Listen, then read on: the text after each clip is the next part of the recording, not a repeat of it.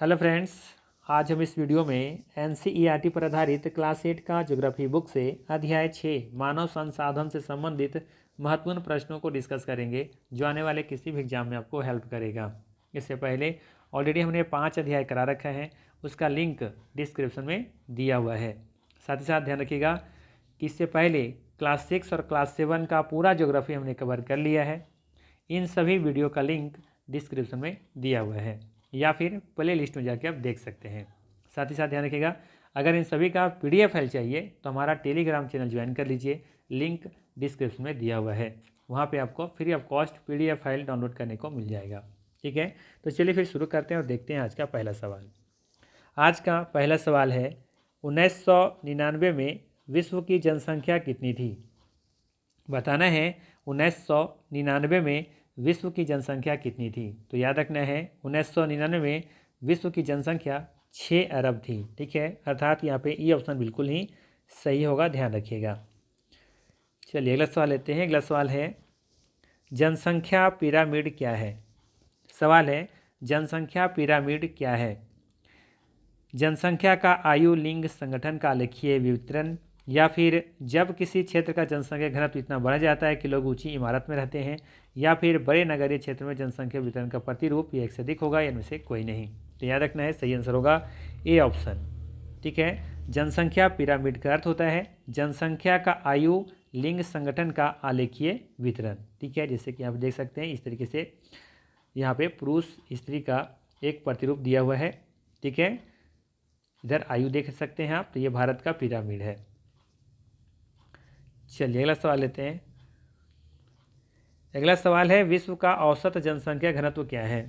सवाल है, विश्व का औसत जनसंख्या घनत्व क्या है?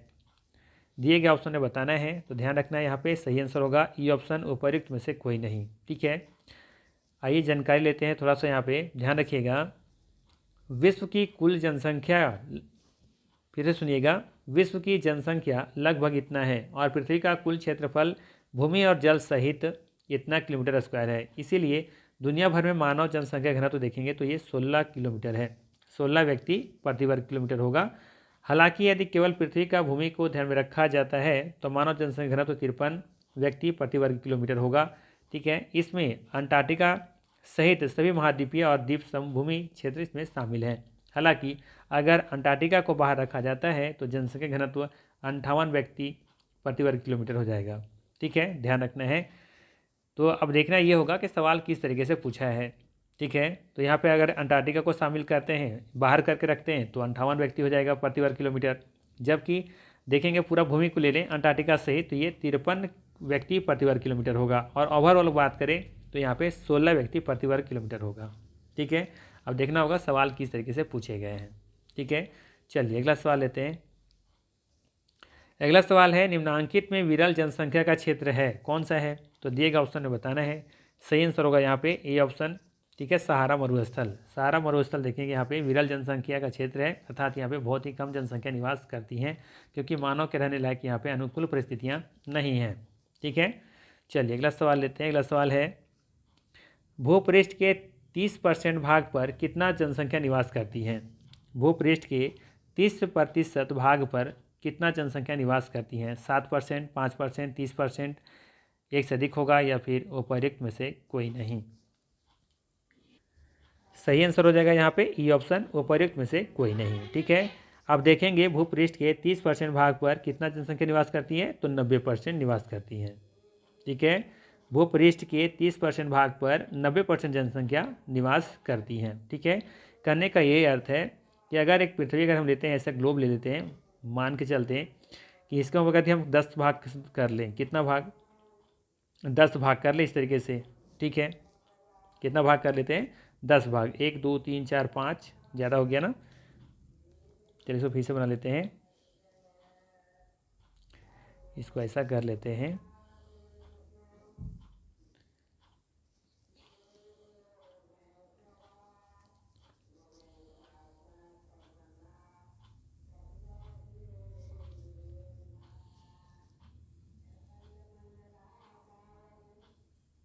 चलिए ठीक है, इसे हम लोग बांट लेते हैं कितने भागों में, 10 भाग में। ये हो गया आपका 4 भाग, कितना हो गया यहाँ पे 1 2 3 4, एक भाग और कर लेते हैं, ठीक है। तो 1 2 3 4 5 भाग। देखिए ये 10%, ये भी 10%, ये भी 10%, ये भी 10%, इस तरीके से इसको बांट लेते हैं 10 भागों में। अब यहाँ पे कह रहे भूमि का 30%, तो मान लेते हैं 10 20 और ये 30, अर्थात कहने का अर्थात ये है कि ये वाला पूरा पार्ट ले लीजिए, ठीक है। तो इतना भाग में देखेंगे तो 90% लोग निवास करते हैं यहाँ पे, कितना 90%, ठीक है। 90% यहाँ पे निवास करते हैं, जबकि बाकी जो 70% बच रहा है आपका, वहाँ पे सिर्फ 10% लोग निवास करते हैं, ठीक है। सवाल यही कह रहा था कि भूपृष्ठ के 30% भाग पर कितना जनसंख्या निवास करती है, तो ये 90% निवास करती हैं, ठीक है, इतना एरिया में, ठीक है। बाकी ये जो बचा हुआ हिस्सा है उसमें से देखेंगे तो मात्र कितने परसेंट लोग रहते हैं, 10% रहते हैं, ठीक है। चलिए अगला सवाल लेते हैं, ध्यान दीजिएगा। पृथ्वी की सतह पर जिस तरह से लोग फैले हुए हैं उन्हें जनसंख्या वितरण का प्रतिरूप कहते हैं, ठीक है। पृथ्वी की सतह पर जिस तरह से लोग फैले हुए हैं उन्हें जनसंख्या वितरण का प्रतिरूप कहते हैं। विश्व की जनसंख्या का 90% से अधिक भाग भूपृष्ठ के लगभग 30% भाग पर निवास करता है। विश्व में जनसंख्या का वितरण अत्यंत असमान है। पूरे वर्ल्ड में देखेंगे तो जनसंख्या का वितरण अत्यंत ही असमान है। देखेंगे कि जैसे एशिया में देखेंगे बहुत ज़्यादा जनसंख्या निवास करती है। अंटार्कटिका में देखेंगे तो बिल्कुल वहाँ लोग निवास नहीं करते, है ना। अमेरिका तरफ चले जाइए तो बहुत कम लोग वहाँ रहते हैं, ऑस्ट्रेलिया में और भी कम रहते हैं। तो इस तरीके से देखेंगे जनसंख्या का वितरण बिल्कुल ही असमान है, ठीक है। चलिए अगला सवाल लेते हैं। अगला सवाल है, विश्व की लगभग कितना प्रतिशत जनसंख्या उत्तरी गोलार्ध में निवास करती हैं। सवाल है, विश्व की लगभग कितना प्रतिशत जनसंख्या उत्तरी गोलार्ध में निवास करती है। अर्थात अगर ये हमारा ग्लोब है तो देखेंगे ये हमारा हो गया विषुवत रेखा, ये हो गया उत्तरी गोलार्ध और ये हो गया आपका दक्षिणी गोलार्ध। तो इस गोलार्ध में बात हो रहा है यहाँ पे कि कितने % लोग निवास करते हैं। तो याद रखना है उत्तरी गोलार्ध में 95% लोग निवास करते हैं, जबकि दक्षिणी गोलार्ध में 5% लोग निवास करते हैं मात्र, ठीक है। तो इसका सही आंसर हो जाएगा यहाँ पे ई ऑप्शन, उपर्युक्त में से कोई नहीं, ठीक है। याद रखना है उत्तरी गोलार्ध में 95% लोग निवास करते हैं, जबकि दक्षिणी गोलार्ध में मात्र 5% जनसंख्या निवास करती है, ठीक है। चलिए अगला सवाल लेते हैं। अगला सवाल है, प्रधानमंत्री कौशल विकास योजना PKVY शॉर्ट में बोलते हैं प्रधानमंत्री कौशल विकास योजना कब शुरुआत की गई थी। तो याद रखना है ये शुरुआत की गई थी 2015 में, ठीक है। यहाँ पे A और B C ऑप्शन सही हो जाएगा, ठीक है। ध्यान रखिएगा, क्या आप जानते हैं से सवाल लिया गया था, ठीक है। प्रधानमंत्री कौशल विकास योजना को 2015 में 1 करोड़ भारतीय युवाओं को 2016 से 2020 तक प्रशिक्षित करने के उद्देश्य से शुरू किया गया था। इस योजना का उद्देश्य संभाव्य और मौजूदा रोजगार अर्जक को गुणवत्ता प्रशिक्षण प्रदान करके रोजगार योग्य कौशल की योग्यता को प्रोत्साहित करना है, ठीक है। चलिए अगला सवाल लेते हैं। अगला सवाल है कि निम्नलिखित कथनों में से कौन सा सही है। निम्नलिखित कथनों में से कौन सा सही है। पहला है, भारत में जनसंख्या का औसत घनत्व 382 व्यक्ति प्रति वर्ग किलोमीटर है। बी कथन है, सबसे अधिक जनसंख्या घनत्व दक्षिण मध्य एशिया में है, इसके पश्चात पूर्वी एशिया और दक्षिण पूर्वी एशिया में है। विश्व की कुल जनसंख्या के लगभग 3/4 लोग 2 महाद्वीपों एशिया और यूरोप में रहते हैं। एक से अधिक कथन सही है या फिर उपर्युक्त में से कोई नहीं। तो बात करें यहाँ पे पहला कथन के बारे में, दे रखा है भारत में जनसंख्या का औसत घनत्व 382 व्यक्ति प्रति वर्ग किलोमीटर है, बिल्कुल कथन सही है, ठीक है। वहीं बात करें बी कथन के बारे में, दे रखा है सबसे अधिक जनसंख्या घनत्व दक्षिण मध्य एशिया में है, इसके पश्चात पूर्वी एशिया और दक्षिण पूर्वी एशिया में है, ये भी कथन यहाँ पे सही है, ठीक है। सी कथन दे रखा है कि विश्व की कुल जनसंख्या के लगभग 3/4 लोग 2 महाद्वीपों एशिया और यूरोप में रहते हैं, ये कथन गलत है। ध्यान रखना है विश्व की कुल जनसंख्या के लगभग 3/4 लोग 2 महाद्वीप एशिया और अफ्रीका में रहते हैं, ठीक है। तो सी कथन गलत है। सही हो जाएगा यहाँ पे आपका डी ऑप्शन, एक से अधिक यहाँ पे सही है, ध्यान रखिएगा, ठीक है। भारतीय जनसंख्या का औसत घनत्व 382 व्यक्ति प्रति वर्ग किलोमीटर है, क्या आप जानते हैं, इसे सवाल लिया गया था यहाँ पे, ठीक है। चलिए अगला सवाल लेते हैं। चलिए अगला सवाल है, निम्नलिखित कथनों में से कौन सा सही है। पहला है, जिन देशों में मृत्यु दर कम हो रही हैं उन देशों में युवा आयु वर्ग का जनसंख्या पिरामिड चौड़ा है, ठीक है। जिन देशों में मृत्यु दर कम हो रही हैं उन देशों में युवा आयु वर्ग का जनसंख्या पिरामिड चौड़ा है। बी कथन है यह भारत के लिए पिरामिड देखा जा सकता है। एक देश का जनसंख्या पिरामिड जिसमें मृत्यु दर कम है और आधार पर चौड़ा है और ऊपर तीव्रता से संकरा हो जाता है। एक देश का जनसंख्या पिरामिड जिसमें मृत्यु दर कम है, आधार पर चौड़ा और ऊपर तीव्रता से संकरा हो जाता है। एक से अधिक कथन सही है, इनमें से कोई नहीं। तो बात करें यहाँ पे पहला कथन के बारे में, दे रखा है कि जिन देशों में मृत्यु दर कम हो रही हैं उन देशों में युवा आयु वर्ग की जनसंख्या पिरामिड चौड़ा है। बिल्कुल कथन सही होगा। ठीक है, जाहिर सी बात है, अगर मृत्यु दर कम हो रही है तो जाहिर सी बात है कि युवा आयु वर्ग का जो जनसंख्या का जो पिरामिड होगा वो क्या होगा, चौड़ा होगा। ठीक है, बिल्कुल सही दिख रहा है। और ये भारत के लिए पिरामिड देखा जा सकता है, ये भी सही है, क्योंकि भारत में देखेंगे कि मृत्यु दर क्या हो रही है, कम हो रही है, ये भी कथन सही है। सी कथन दे रखा है कि देश का जनसंख्या पिरामिड जिसमें मृत्यु दर कम है, आधार पर चौड़ा और ऊपर तीव्रता से संकरा हो जाता है, ये कथन यहाँ पे गलत है।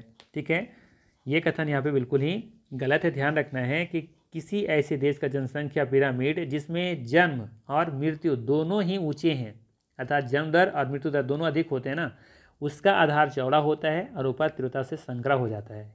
इसका कारण है कि बहुत से बच्चे जन्म लेते हैं लेकिन उनमें से अधिकतर की मृत्यु शैशवावस्था में हो जाती है और कुछ ही बड़े हो पाते हैं। इसीलिए वही मृत्यु देखोगे कि इसीलिए वहाँ पर जो वृद्ध लोग होते हैं बहुत कम होते हैं। इसीलिए देखेंगे कि बहुत सारे देश में से, खासकर केनिया देखेंगे तो केनिया का पिरामिड क्या होता है, यहाँ पे होगा आकृति शायद, अर्थात नहीं लिया गया यहाँ पर, खैर कोई बात नहीं। तो आप देखेंगे केनिया का जो पिरामिड है आधार बहुत चौड़ा होता है, क्योंकि वहाँ जन्म दर अधिक है और मृत्यु दर भी अधिक है। तो उसके बाद देखेंगे कि आधार तो चौड़ा है लेकिन आगे जाकर के बहुत संकरा आपको दिखाई देगा केनिया का पिरामिड। ठीक है, आई थिंक कहीं ना कहीं जरूर हम लिए होंगे। ठीक है, तो सी कथन यहाँ पे गलत है, ध्यान रखना है। पहला बिल्कुल सही है कि जिन देशों में मृत्यु दर क्या है, कम हो रही है, उन देशों में युवा आयु वर्ग का जनसंख्या पिरामिड क्या होता है, चौड़ा होता है। ठीक है, तो आप देख सकते हैं यहाँ पे उन देशों में युवा आयु वर्ग का जनसंख्या पिरामिड क्या होता है, ये वाला देखेंगे आप, ये चौड़ा होता है ना। और ये भारत के लिए बिल्कुल ही सही है, आप देख सकते हैं ये भारत का ही पिरामिड है। ठीक है, लेकिन एक देश का जनसंख्या पिरामिड जिसमें मृत्यु दर कम है, आधार पर चौड़ा और ऊपर तीव्रता से संकरा हो जाता है, नहीं, ये कथन गलत है। मृत्यु दर, ठीक है, साथ ही साथ जन्म दर दोनों ही क्या होना चाहिए, उच्च होना चाहिए, तब आधार क्या होगा, चौड़ा होगा और ऊपर तीव्रता से संकरा हो जाएगा। ठीक है, रीजन हम बता दिए हैं क्यों ऐसा होगा, आई थिंक यहाँ पे लिखा भी गया होगा, यहाँ सब चाहे तो इसको फिर से पढ़ लीजिएगा। ठीक है, तो इसका सही आंसर क्या होगा, यहाँ पे डी ऑप्शन होगा, उपर्युक्त में से एक से अधिक सही है, क्योंकि ए और बी सही था, सी गलत था। ठीक है, चलिए अगला सवाल लेते हैं।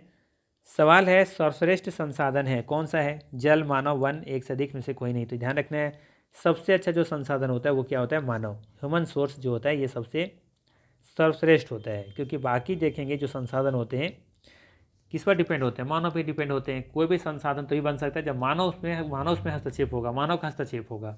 ठीक है, तो बी ऑप्शन सही है यहाँ पे। अगला सवाल है कि जनसंख्या परिवर्तन का कारण क्या हो सकता है, जन्म दर, मृत्यु दर, प्रवास। तो देखेंगे चाहे जन्म दर हो, चाहे मृत्यु दर हो, चाहे प्रवास हो, इन सभी वजह से देखेंगे कि जनसंख्या में परिवर्तन आता है। ठीक है, तो यहाँ पे डी ऑप्शन बिल्कुल ही सही है। ठीक है, अगला सवाल है विश्व की तीसरी सबसे बड़ी आबादी वाला देश कौन सा है। विश्व की तीसरी सबसे बड़ी आबादी वाला देश कौन सा है। सही आंसर होगा यहाँ पे ई ऑप्शन। ठीक है, सही आंसर है संयुक्त राज्य अमेरिका। ठीक है, ध्यान रखिएगा भारत नंबर 1 पर है, चीन दूसरे स्थान पर है और संयुक्त राज्य अमेरिका देखेंगे तो ये तीसरे स्थान पर है, इंडोनेशिया चौथे स्थान पर है, पाकिस्तान 5वें नंबर पर है। चलिए अगला सवाल लेते हैं। अगला सवाल है विश्व की कुल जनसंख्या का लगभग 75% लोग रहते हैं। विश्व की कुल जनसंख्या का लगभग 75% लोग रहते हैं, कहाँ रहते हैं ये आपको बतानी है दिए गए ऑप्शन में से। सही आंसर होगा ई ऑप्शन, उपर्युक्त में से कोई नहीं। ध्यान रखना है विश्व की आबादी का लगभग 75% लोग विश्व के 2 महाद्वीप एशिया और अफ्रीका में रहते हैं। ठीक है, चलिए अगला सवाल लेते हैं। प्रति 1000 पुरुषों पर महिलाओं की संख्या क्या कहते हैं। प्रति 1000 पुरुषों पर महिलाओं की संख्या को क्या कहते हैं, लिंग अनुपात कहते हैं।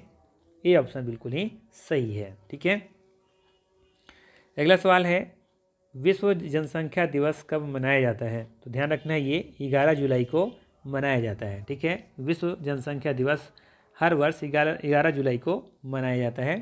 ठीक है, चलिए अगला सवाल है जब व्यक्ति किसी देश में जाते हैं तो उसे क्या कहा जाता है? सवाल है, जब व्यक्ति किसी देश में जाते हैं तो उसे क्या कहा जाता है? आप्रवास, उत्प्रवास, दोनों, एक से अधिक होगा, इनमें से कोई नहीं। ध्यान रखना है, सही आंसर हो जाएगा आप्रवास। ठीक है, ये ऑप्शन बिल्कुल यहाँ पे सही है, ध्यान रखिएगा। देखिएगा ध्यान से, यहाँ पे आप्रवास मतलब होता है जब व्यक्ति नए देश में जाता है, और उत्प्रवास का मतलब होता है जब व्यक्ति एक देश को छोड़ता है। ठीक है, आइए यहाँ से हम समझाने का प्रयास करते हैं। ठीक है, यहाँ से बिल्कुल गारंटी समझ में आ जाएगा आपको। ध्यान दीजिएगा, आप्रवासन का अर्थ है अपने देश में आने की क्रिया। ठीक है, आप्रवासन का क्या अर्थ है? अपने देश में आने की क्रिया। आप्रवासन को इमिग्रेशन कहा जाता है या कहा जा सकता है, जिसका अर्थ है एक व्यक्ति जो एक अलग देश में चला गया है। ठीक है, उदाहरण के लिए समझिए, यदि कोई व्यक्ति बेहतर जीवन के लिए बांग्लादेश छोड़कर कनाडा में बस जाता है तो वह कनाडा का अप्रवासी है। ठीक है, यदि कोई व्यक्ति बेहतर जीवन के लिए बांग्लादेश छोड़ करके कनाडा में जाके बस जाता है तो वह कनाडा के लिए क्या कहलाएगा? वो कनाडा के लिए अप्रवासी होगा। ठीक है, उत्प्रवास का अर्थ है अपने देश को छोड़ने की क्रिया। उत्प्रवास का क्या अर्थ है? अपने देश को छोड़ने की क्रिया। उदाहरण के लिए समझिए, यदि कोई व्यक्ति बेहतर जीवन की तलाश में बांग्लादेश छोड़कर कनाडा में बस जाता है तो वह बांग्लादेश में प्रवासी कहलाता है। तो ध्यान रखना है, बांग्लादेश में वही व्यक्ति क्या कहलाएगा? प्रवासी कहलाएगा। छोड़ के कहाँ गया है? कनाडा। कनाडा में क्या कहलाएगा? कनाडा वो कहलाएगा, यहाँ पे देखिएगा तो अप्रवासी कहलाएगा। लेकिन वो बांग्लादेश में क्या कहलाएगा? प्रवासी कहलाएगा। ठीक है, समझ में आ गया? एग्जाम्पल से समझ में आया होगा आई थिंक, मेरे हिसाब से। ठीक है, एग्जाम्पल से याद रखिएगा। अगर कोई व्यक्ति बांग्लादेश से जा रहा है कनाडा जा रहा है, बेहतर अपना सुविधा के लिए, अपना काम धाम रोजी रोटी के लिए जा रहा है, बांग्लादेश छोड़ करके ये कनाडा जा रहा है, तो कनाडा में वो क्या कहलाएगा? कनाडा में वो कहलाएगा प्रवासी। ठीक है, वही व्यक्ति बांग्लादेश में उसको क्या कहा जाएगा? प्रवासी। ठीक है, समझ में आ गया? आई थिंक क्लियर हुआ होगा। चलिए अगला सवाल लेते हैं। जब मृत्यु दर जन्म दर से अधिक होता है तो जनसंख्या पर क्या प्रभाव पड़ता है? जब मृत्यु दर जन्म दर से अधिक होता है, ठीक है, जन्म दर मतलब कह सकते हैं कम है और मृत्यु दर क्या अधिक है, तो जनसंख्या पर क्या प्रभाव पड़ेगा? सिंपल सा, जनसंख्या में कमी देखने को मिलेगी। जब मृत्यु दर क्या हो जाए? मृत्यु दर जन्म दर से अधिक हो जाए तो क्या होगा? जनसंख्या में कमी होगा। ठीक है, सिंपल सा कह रहा है यहाँ पे कि जन्म क्या हो रहा है? अधिक, जन्म दर क्या हो रहा है? कम हो रहा है, और मृत्यु अधिक हो रहा है। तो मृत्यु अधिक हो रहा है, जन्म कम हो रहा है, तो क्या होगा? जनसंख्या में कमी होगा। ठीक है, बाकी यहाँ पर देख सकते हैं जनसंख्या वृद्धि कब होगी, जनसंख्या स्थिर कब होगा, और जनसंख्या में कमी कब होगी। ठीक है, मृत्यु दर से जन्म दर का अधिक होना जनसंख्या वृद्धि कहलाएगा। जन्म दर और मृत्यु दर का समान होना, जनसंख्या एक जैसी रहती है, ये जनसंख्या का संतुलन होगा। जन्म दर से मृत्यु दर का अधिक होना, जन्म दर से मृत्यु दर का अधिक होना, ये क्या कहलाएगा? जनसंख्या कम होना कहलाएगा। ठीक है, चलिए अगला सवाल लेते हैं। अगला सवाल है, केनिया का पिरामिड का आधार चौड़ा है एवं ऊपर संकरा है, इसका क्या अर्थ है? केनिया का पिरामिड देखेंगे तो उसका आधार चौड़ा है और ऊपर संकरा है, तुरंत से संकरा होता चला गया है, इसका क्या अर्थ है? जन्म दर अधिक है, मृत्यु दर कम है, या फिर जन्म दर और मृत्यु दर दोनों ही अधिक हैं? इसका सही आंसर क्या हो जाएगा? Option number C. ठीक है, केनिया का पिरामिड आधार चौड़ा है और ऊपर संकरा है, इसका अर्थ ये है कि जन्म दर और मृत्यु दर दोनों ही क्या है? अधिक है। ठीक है, देखिए यहाँ पे मैप पर, यहाँ देखेंगे आप, यहाँ पे ये केनिया का है, केनिया का पिरामिड देखेंगे आधार चौड़ा है। ठीक है, और यहाँ पे धीरे से देखेंगे कि बहुत तेज़ी से क्या हो गया? संकरा हो गया है। इसके पीछे रीजन क्या है? कि यहाँ जन्म दर तो अधिक है, लेकिन साथ साथ में देखेंगे कि मृत्यु दर भी क्या है? अधिक है। जो लोग मतलब कह सकते हैं कि वो आगे बढ़ ही नहीं पाते, यानी कह सकते हैं कि युवा या फिर बूढ़े से पहले होकर के वो होने से पहले मर जाते हैं। ठीक है, तो यहाँ पर आधार चौड़ा देखने को मिलता है, लेकिन जैसे ऊपर जाते हैं तो ये संकीर्ण होते चला जाता है, क्योंकि बहुत कम लोग फिर वहाँ बचते हैं। ठीक है, तो इसलिए देखेंगे कि जो केनिया का पिरामिड है वो आधार चौड़ा है।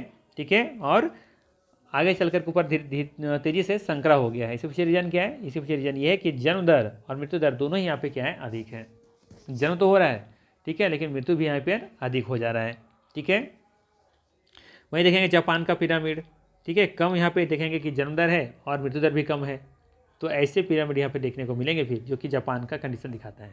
ठीक है, चलिए यहाँ पे चाहे तो आप देख सकते हैं आयु वर्ग के, है ना, 0 से 4 साल में देखें कितने बच्चे हैं यहाँ पर, इतने सारे, है ना।